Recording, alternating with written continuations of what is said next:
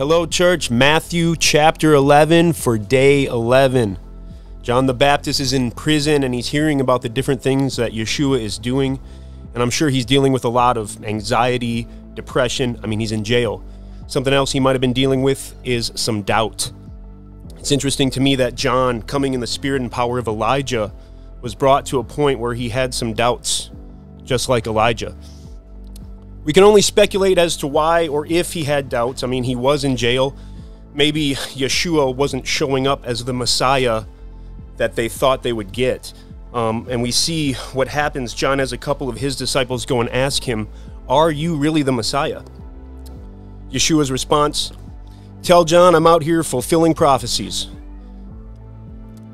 Verse Yeshua's response, "Tell John I'm out here fulfilling prophecies." Verses 5 and 6, he says, "The blind see, the lame walk, the lepers are cleansed, and the deaf hear, the dead are raised up, and the poor have the gospel preached to them. And blessed is he who is not offended because of me."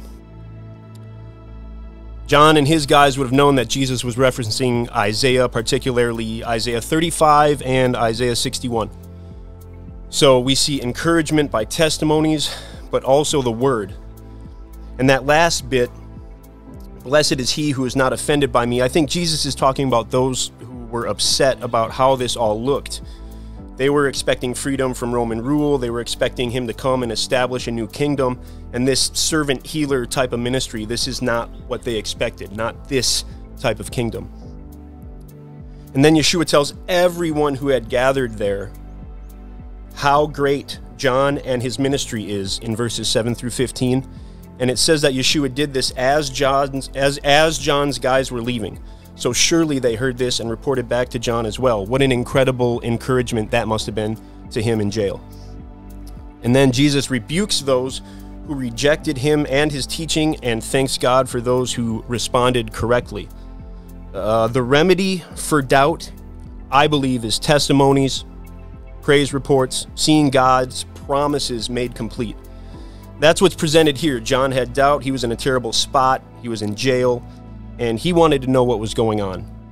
And he needed that encouragement that can only come from hearing about miraculous works of the Lord, reaffirming that Jesus really is the Messiah, personal testimonies and encouragement from our brethren.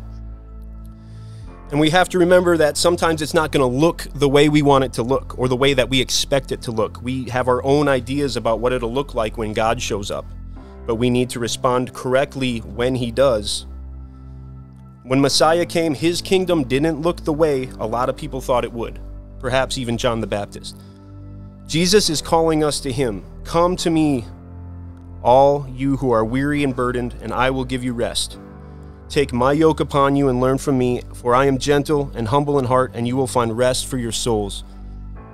For my yoke is easy and my burden is light."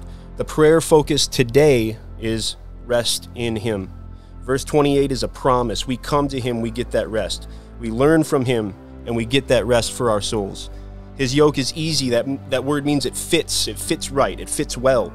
His burden is not like those we put on ourselves or others put on us. Our best life is accomplished through his teachings and his ways, and enhanced the testimonies and encouragement from our brothers.